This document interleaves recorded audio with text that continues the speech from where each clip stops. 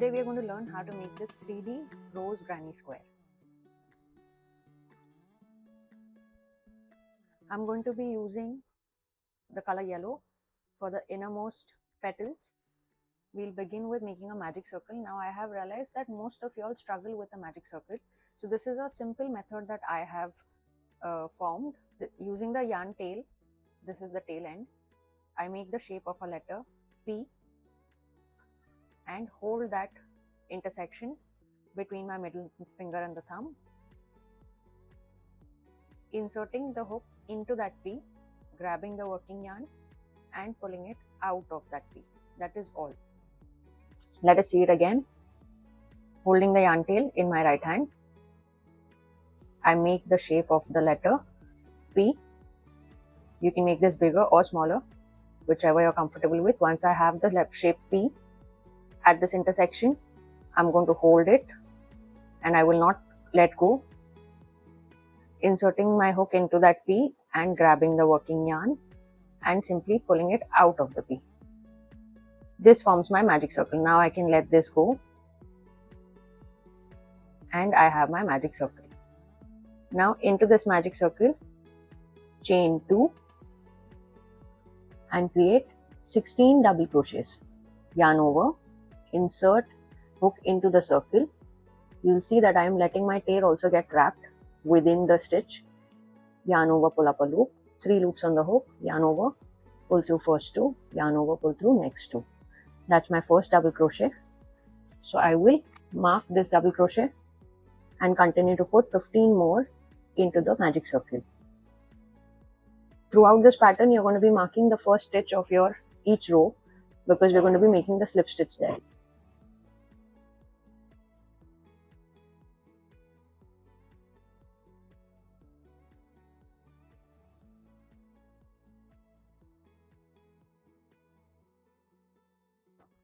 Make sure to count your stitches before closing the row. Starting to count from that marked stitch. 1, 2, 3, 4, 5, 6, 7, 8, 9, 10, 11, 12, 13, 14, 15. Making the last double crochet, 16th. And to close this, I will hold my stitches firmly and then pull onto the tail end of the yarn. Pull gently, we don't want the yarn to break or the stitches to gather unevenly.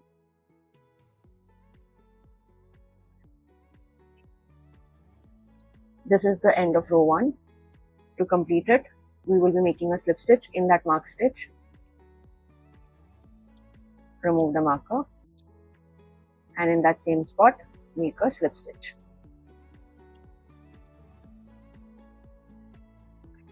Now for row 2, chain 3. This is counted as the first stitch because we just made the slip stitch in the first stitch. After chain 3, skip the next stitch. In the stitch after that, which is actually my third stitch, I started chain 3 in the first, skip the second. In the third stitch, make a slip stitch.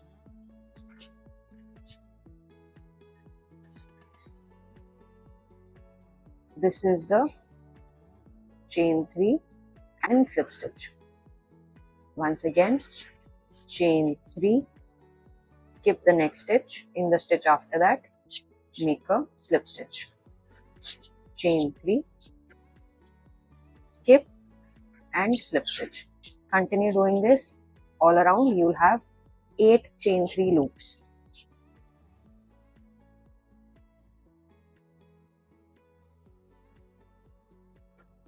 For the last one, right now I have 1, 2, 3, 4, 5, 6, 7. For the last one, chain 3.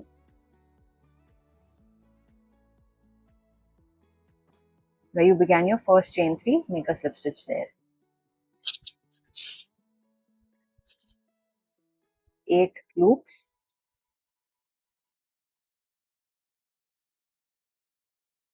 This is what we are going to be doing for row number 3. After finishing row number 2, chain 1, in the next chain 3 loop, make a single crochet. Now this being the first stitch of the row, mark it with a marker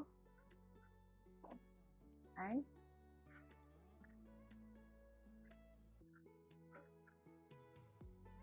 go to the next step of this row, which is making 6 double crochets in the next row.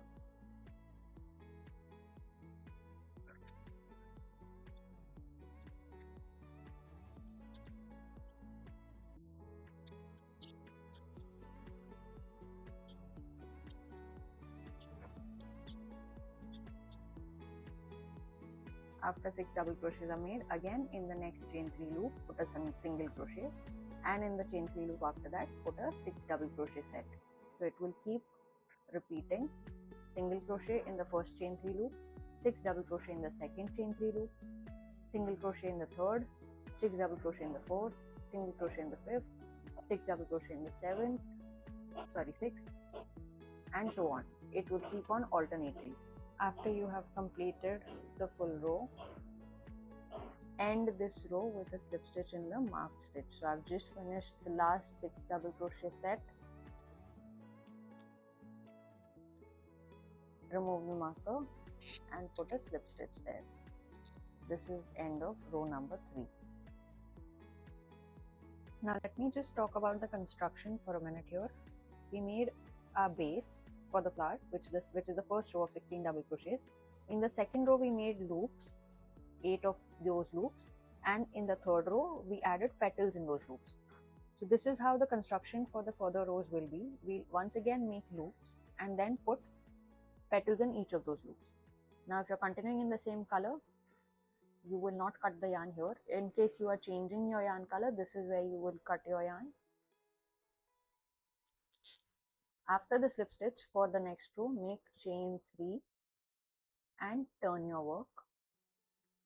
Now we are going to be bringing this chain 3 down to the main base of the flower, which is our 16 double crochet row. I will attach it here right under my first petal. There are 2 legs to this petal, right and left. On the right leg, attach by making a slip stitch here. This is where I am.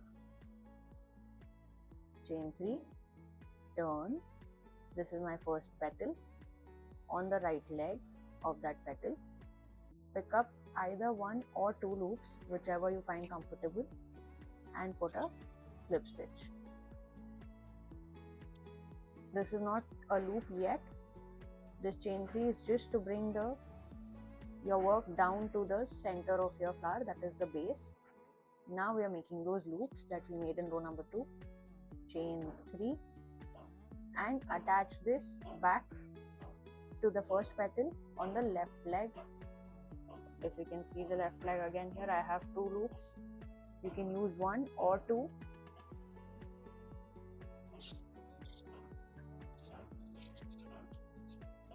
This is the first chain 3 loop. Again, create chain 3 and attach it to the next leg.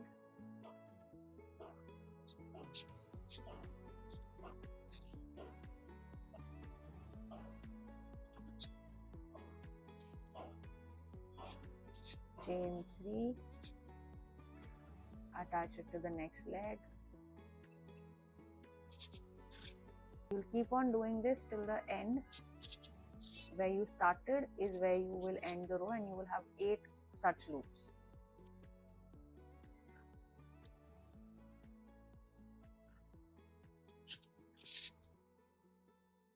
Last slip stitch is where the first slip stitch was.